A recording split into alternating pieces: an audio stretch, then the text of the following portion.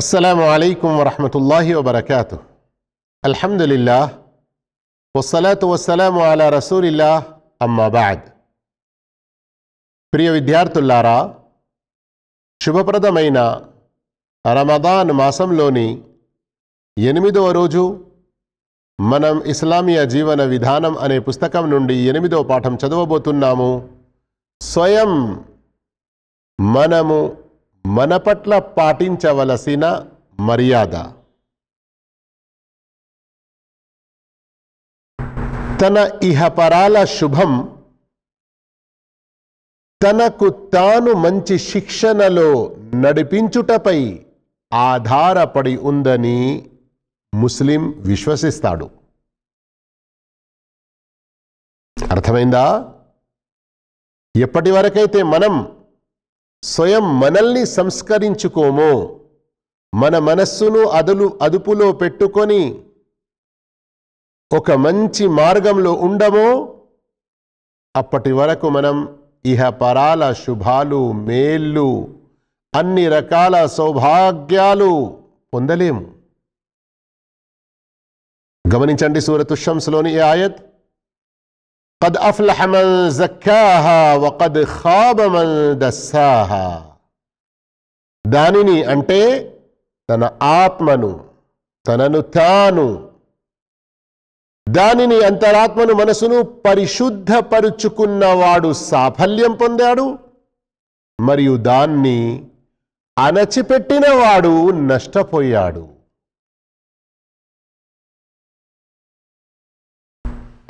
ఇక సూరతుల్ అస్రును గమనిస్తే అల్లాహు తఆలా వల్ అస్ర్, కాలం సాక్షిగా, ఇన్నల్ ఇన్సాన లఫీ ఖుస్ర్, నిశ్చయంగా మానవుడు నష్టంలో పడి ఉన్నాడు.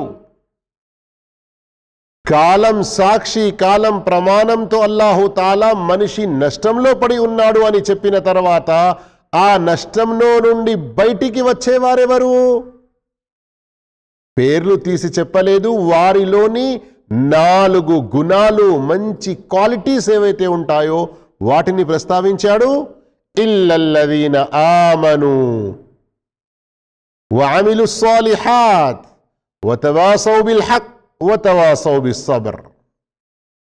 విశ్వసించి సత్కార్యాలు చేసిన వారు, పరస్పరం సత్యం గురించి ఉపదేశించేవారు, ఒండొకరికి సహన స్థైర్యాల గురించి తాకీదు చేసిన వారు మాత్రం ఈ నష్టంలో ఉండరు, నష్టం నుండి బయటికి వస్తారు. దీనిలో మొట్టమొదటిది విశ్వాసం మరియు సత్కార్యాలు. మన యొక్క మనస్సు శుభ్రంగా ఉండడానికి, మన ఆత్మ సంస్కరణలో ఉండడానికి విశ్వాసం, ఈ యొక్క సత్కార్యాలు ఎంత ముఖ్యమో ఇంకా ముందుకు తెలుసుకోనున్నారు. గమనించండి. హజరత్ అబూ హురైరా రదియల్లాహు తాలాను ఉల్లేఖించారు. ప్రవక్త సల్లల్లాహు అలైహి వసల్లం చెప్పారు, కుల్లు ఉమ్మతి యద్ఖులూనల్ జన్న ఇల్లా మన్ అబా. నా అనుచర సంఘంలో ప్రతి ఒక్కడు స్వర్గంలో ప్రవేశించగలడు, తిరస్కరించిన వాడు తప్ప. స్వర్గంలో అందరూ ప్రవేశిస్తారు, కానీ ఎవరైతే తిరస్కరిస్తాడో, అంటే స్వర్గంలో పోను, ఎవరైనా ఇలా అంటారా? అదే సహాబాలకు చాలా ఆశ్చర్యం కలిగింది ప్రవక్త మాట ద్వారా. ఎవరైతే ఇల్లా మన్ అబా, ఎవరైతే తిరస్కరించాడో, ప్రవక్త స్వర్గంలో వెళ్ళడానికి ఎవరు తిరస్కరిస్తాడు? అప్పుడు ప్రవక్త సల్లల్లాహు అలైహి వసల్లం ఎలా వర్ణించారు, ఎలా వివరించారో గమనించండి, శ్రద్ధగా వినండి. మన్ అతాఅనీ దఖలల్ జన్నహ్, ఎవరు నాకు విధేయత పాటిస్తారో, నా విధేయులైన వారు, దఖలల్ జన్న, స్వర్గంలో చేరుదురు. వమన్ అసానీ ఫఖద్ అబా, విధేయులు కాని వారు, తిరస్కరించిన వారు. అల్లాహు అక్బర్. గమనిస్తున్నారా? సహీ బుఖారీలోని హదీస్ నంబర్ 7280.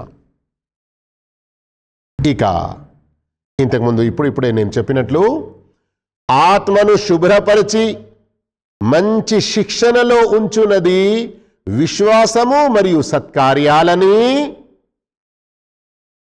ఈ మనసును అణచివేయునది, పాడు చేయునది అవిశ్వాసము దుష్కార్యాలు పాపాలు అని ఒక విశ్వాసి నమ్ముతాడు. అల్లాహ్ యొక్క ఈ ఆదేశంపై శ్రద్ధ వహించండి. సూరత్ హూద్ ఆయత్ నంబర్ 114. వఅకిమిస్ స్సలాత తరఫయిన్ నహారి వజులఫం మినల్ లైల్ ఇన్నల్ హసనాత్ యుద్హిబ్నస్ సయ్యిఆత్.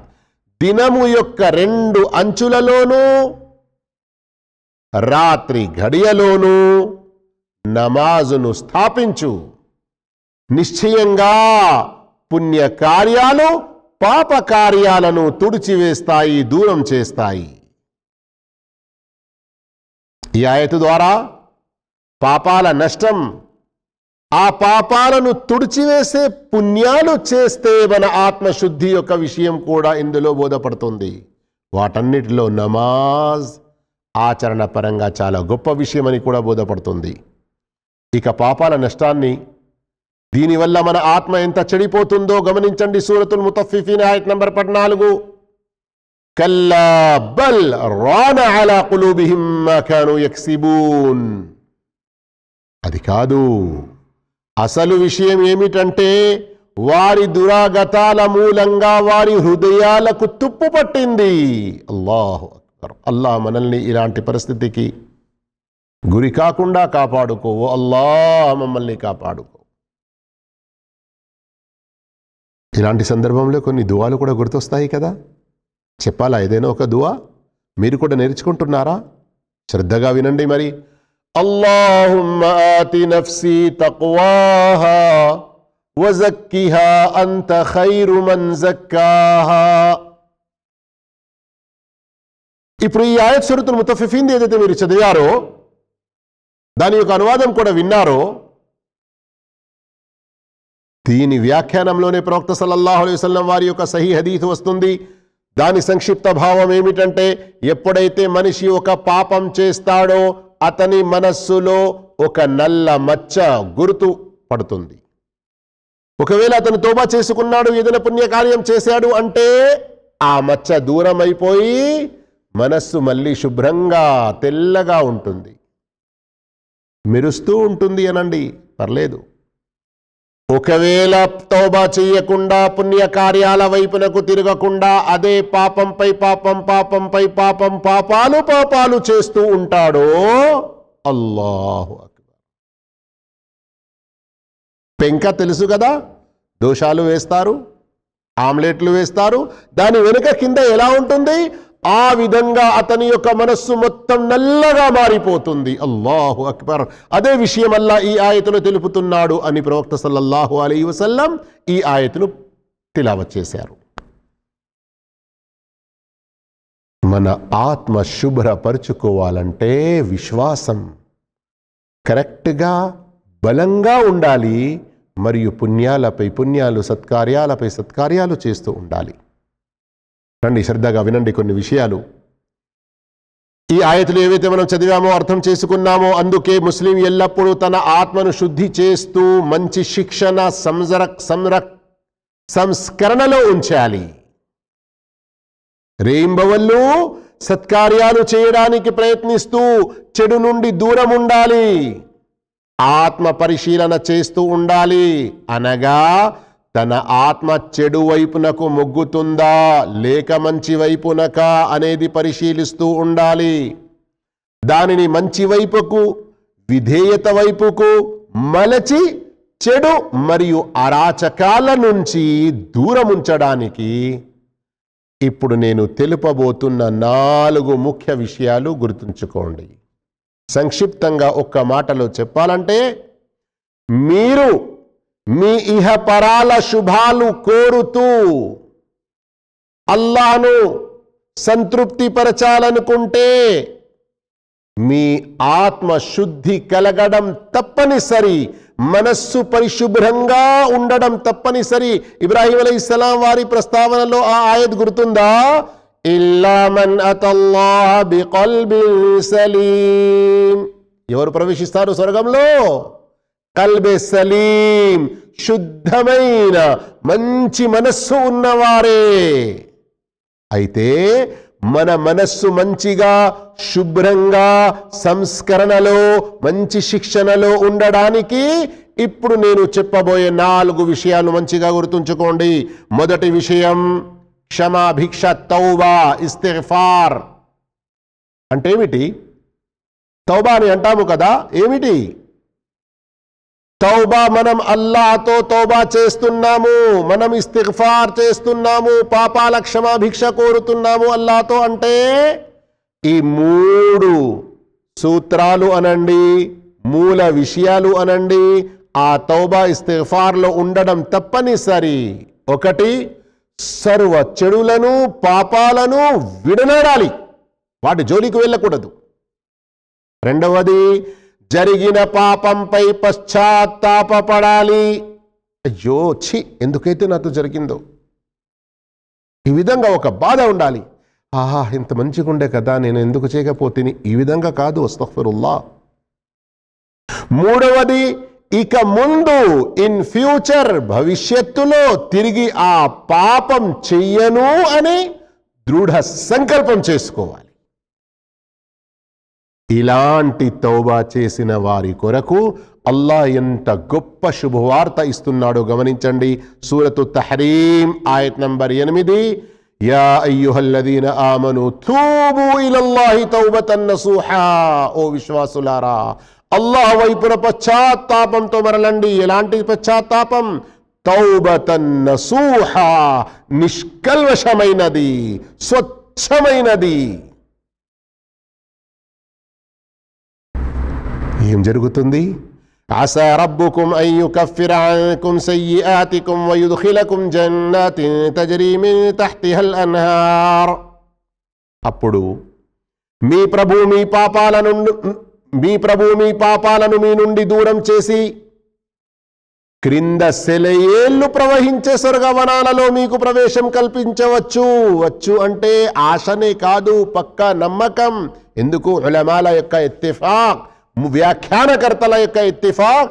అసా రబ్బుకుం, ప్రభు అల్లాహ్ ఈ పని చేస్తాడు అన్నట్లుగా అసా అన్న పదం వస్తే అది ఖచ్చితమైన విషయం అని నమ్మాలి. ఇక మరో శుభవార్తతో పాటు ఇందులో గొప్ప మన కొరకు ఒక సందేశం కూడా. వినండి హదీస్.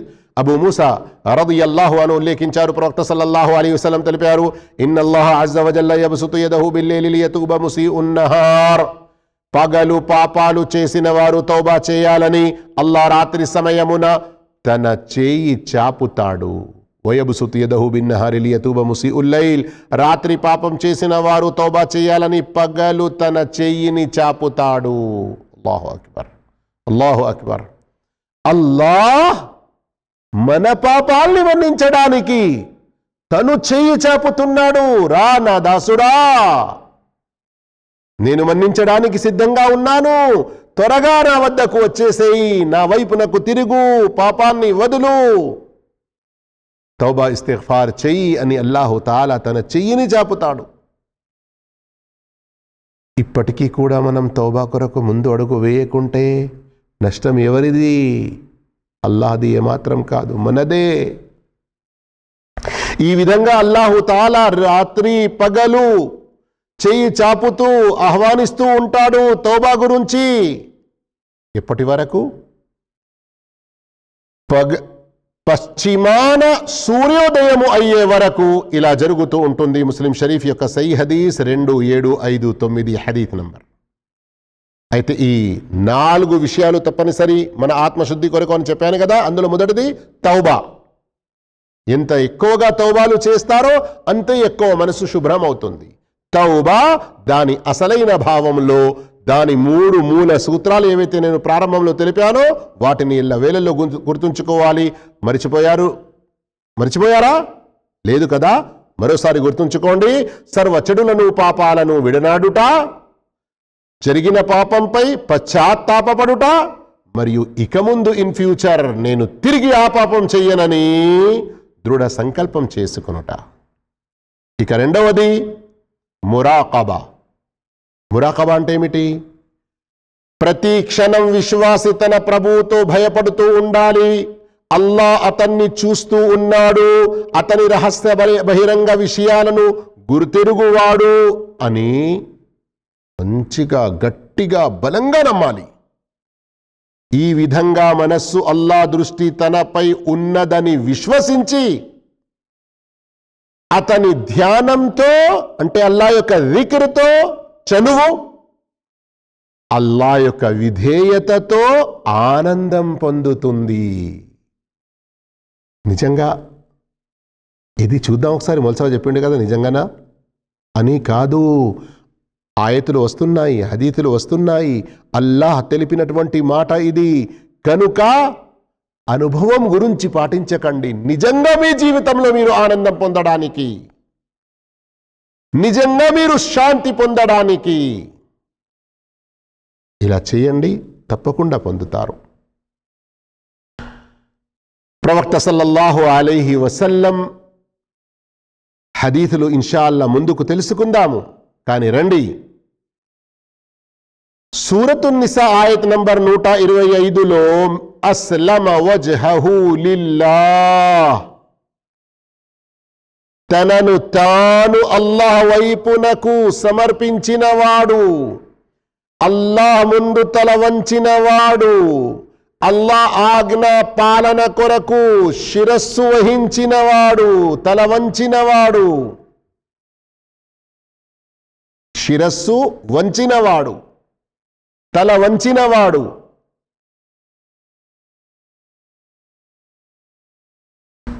అతడే నిజమైన రీతిలో వాస్తవ రూపంలో ఆనందం పొందగలుగుతాడు. చదవండి ఆయత్, వమన్ అహ్సను దీనం మిమ్మన్ అస్లమ వజ్హహు లిల్లాహి వహువ ముహ్సిన్. వహువ ముహ్సిన్ ఇక్కడి వరకే ప్రస్తుతం మనకు అవసరం ఉన్నటువంటి ముఖ్య విషయం. ఏ వ్యక్తి అల్లాహ్ ముందు తల వంచి సదాచార సంపన్నుడై ఉన్నాడో ధర్మం రీత్యా అతని కంటే ఉత్తముడు మరెవడు కాజాలడు అన్న మాటను ప్రశ్నారూపంలో తెలియజేయడం జరుగుతుంది. అయితే ఇక్కడ గమనించారా మీరు, అల్లాహ్ స్వయంగా ప్రశంసిస్తున్నాడు అహ్సను దీనా, అతని ధర్మం అందరికంటే ఉత్తమమైన ధర్మం అని. ఈ విధంగా మనం అల్లాహ్ ఆజ్ఞల పట్ల శిరస వహించడం అంటే ఏంటి? మనస్సులో ఆ భావం ఉన్నప్పుడే కదా.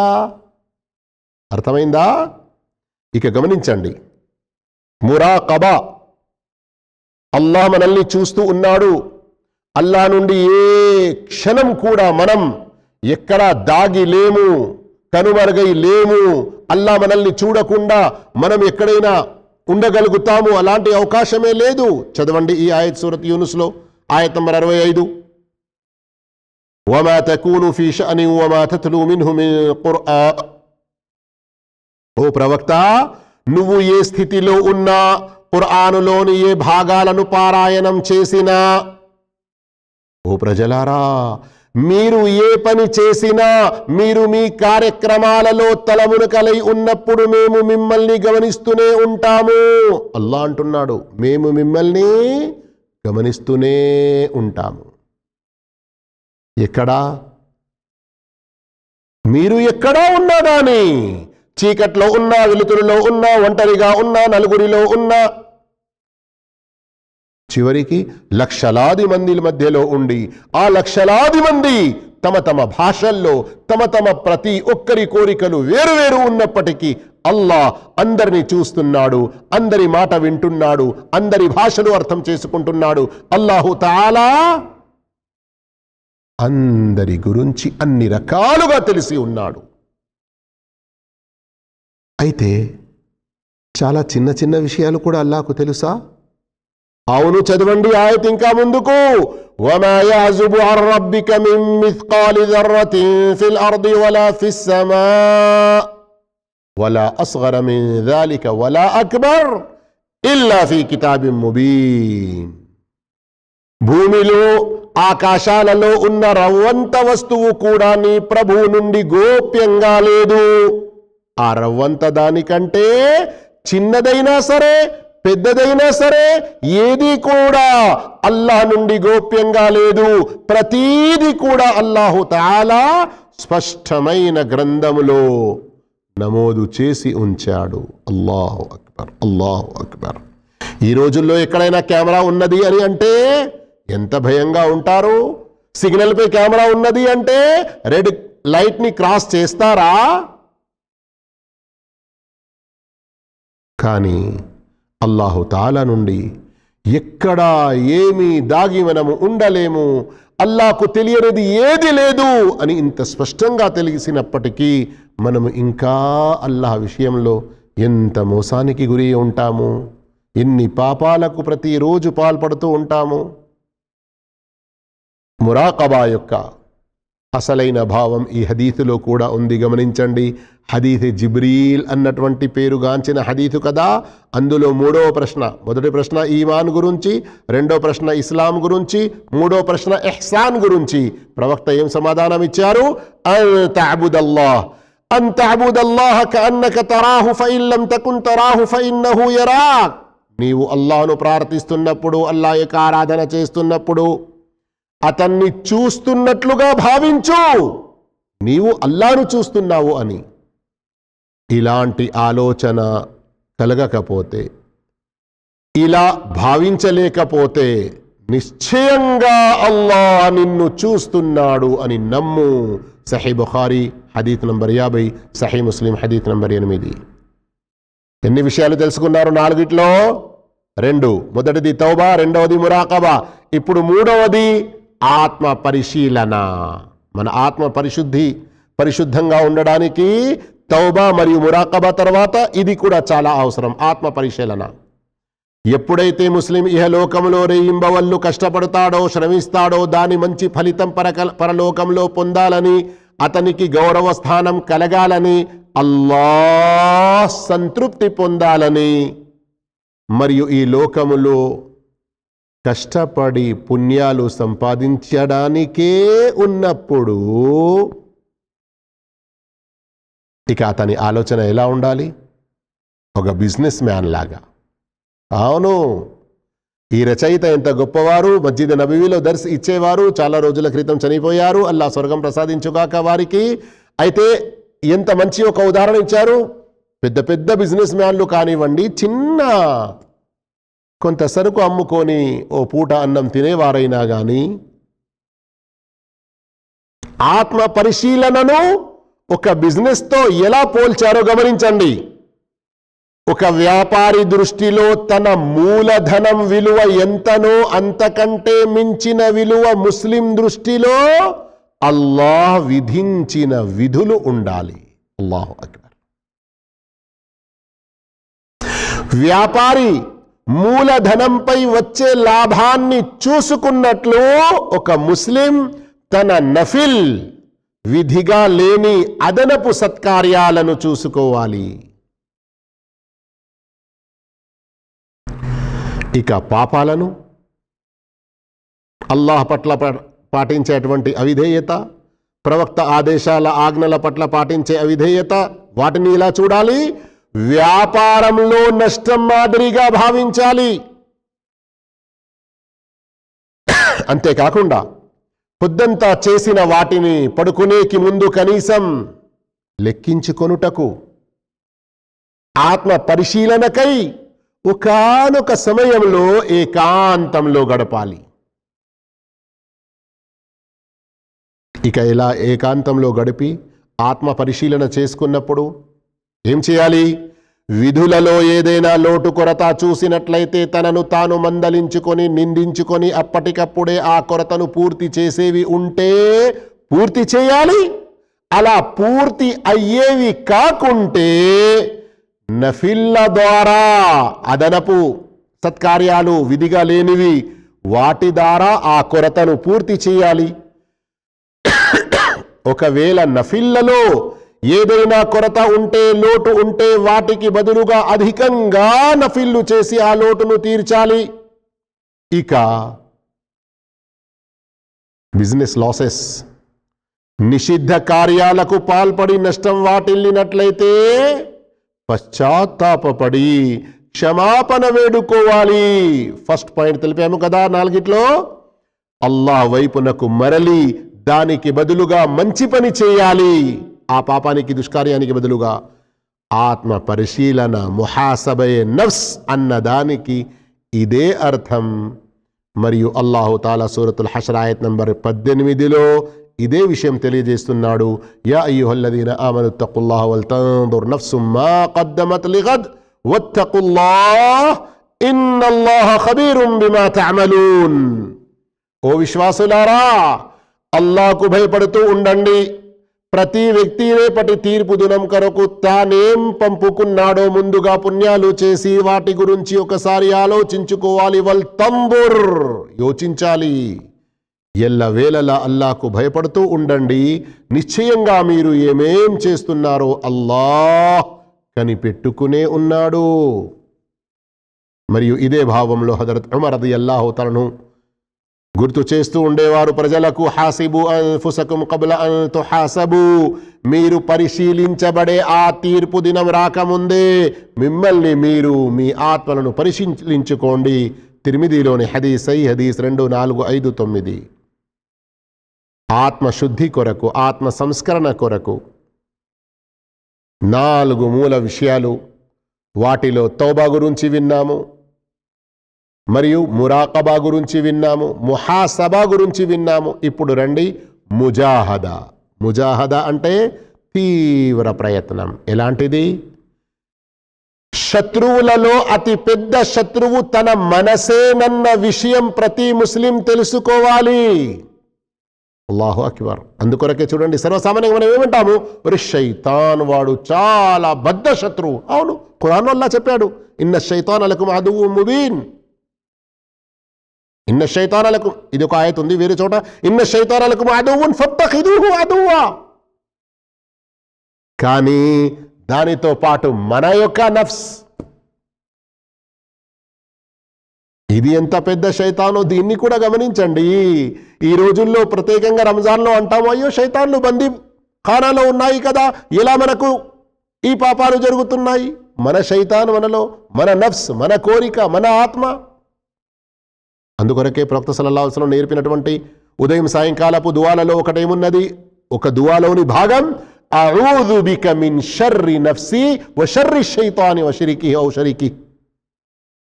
శైతాన్ నుండి ఎలా శరణు కోరడం జరుగుతుందో తన ఆత్మ కీడు నుండి కూడా మిన్ షర్రి నఫ్సి అని కూడా ప్రవక్త సల్లల్లాహు అలైహి వసల్లం దువా నేర్పారు. ఈ దువాలు నేర్చుకోండి, చదువుతూ ఉండండి. అయితే శత్రువులలో అతిపెద్ద శత్రువు తన మనసేనన్న విషయం ప్రతి ముస్లిం తెలుసుకోవాలి. చెడు వైపునకు ప్రేరేపించుట, మంచి నుండి దూరం ఉండుట. చెడు వైపునకు ప్రేరేపించుట, మంచి నుండి దూరం ఉంచుట. ఇంకా చెడును ఆదేశించి సుఖశాంతులను కోరుట మరియు మనోవాంఛలను, అందులో నష్టమే ఉన్నప్పటికీ వాటిని పూర్తి చేయుటకు ప్రేరేపించుట. ఈ మనస్సు యొక్క స్వాభావిక గుణం. వమా ఉబర్రిఉ నఫ్సి ఇన్న నఫ్స లఅమ్మారతుం బిస్సూ. 13వ పారాలోని మొదటి ఆయత్ ఉంది కదా. ఈ విషయం తెలుసుకున్న ముస్లిం తన మనస్సును సత్కార్యాలు చేయుటకు, చెడు నుండి దూరం ఉంచుటకు తీవ్ర ప్రయత్నం చెయ్యాలి. ఇదే ముజాహదా. మరియు ఇలా చేసే వారి గురించి సూరతుల్ అన్కబూత్ లోని ఆయత్ నంబర్ 69లో అల్లాహ్ ఎంత గొప్ప శుభవార్త ఇచ్చాడో చూడండి. వల్లదీన జాహదూ ఫీనా లనహ్దియన్నహుం సుబులనా. ఎవరైతే మా మార్గంలో, ఫీనా మా మార్గంలో, జాహదు బాధలు భరిస్తారో, తీవ్ర ప్రయత్నం చేస్తారో, హార్డ్ స్ట్రగుల్, వారికి మేము తప్పకుండా మా మార్గాలు చూపుతాము. గమనించండి, సుబులనా అని అల్లాహు తఆలా బహువచనం చెబుతున్నాడు. అల్లాహు అక్బర్, అల్లాహు అక్బర్. మీరు ఒక్క అల్లాహ్ మార్గంలో నడవండి, అల్లాహ్ మీ కొరకు ఎన్నో సులభతరాలను ప్రసాదిస్తాడు. వాస్తవానికి ఇది అసలైన భక్తుల యొక్క ఉత్తమ గుణం. విశ్వాసుల, సత్యవంతుల బాట ఇదే. ప్రవక్త మహానీయ ముహమ్మద్ సల్లల్లాహు అలైహి వసల్లం రాత్రి వేళ చాలా దీర్ఘంగా తహజ్జుద్ నమాజ్, తరావీ నమాజ్ మరియు రాత్రి యొక్క నమాజు చేస్తూ ఉండేవారు. ఇషా తర్వాత నుండి మొదలుకొని ఫజర్ ప్రవేశించే వరకు ఉన్నటువంటి రాత్రి నమాజ్ ఏదైతే ఉందో దానినే తహజ్జుద్, తరావీ, ఖియాముల్ లైల్, సలాతుల్ లైల్, రాత్రి నమాజ్ ఇవన్నీ పేర్లున్నాయి. విషయం ఒకటి, ఎంత దీర్ఘంగా చేసేవారంటే తఫత్తరత్ ఖదమా, ప్రవక్త యొక్క కాళ్ళు వాపు వచ్చేవి. అది చూసి ప్రశ్నించినప్పుడు ప్రవక్త సల్లల్లాహు అలైహి వసల్లం ఏం సమాధానం ఇచ్చారు? ప్రశ్న ఏం జరిగింది ప్రవక్తతో? ఓ ప్రవక్త, మీ పాపాలన్నీ మన్నించేశాడు అల్లాహు తఆలా,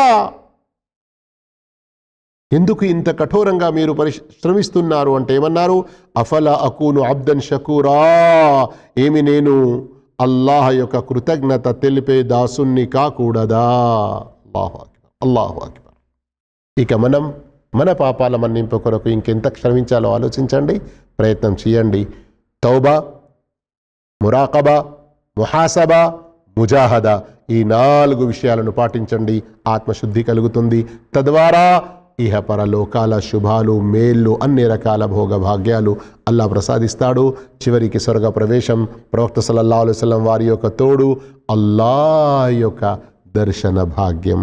అల్లాహ్ మనందరికీ మన ఆత్మశుద్ధి గురించి ఆలోచించేటువంటి భాగ్యం ప్రసాదించుగాక. ఆమీన్. వఆఖిరు దావానా అల్హమ్దులిల్లాహి రబ్బిల్ ఆలమీన్. అస్సలాము అలైకుం వరహ్మతుల్లాహి వబరకాతుహు.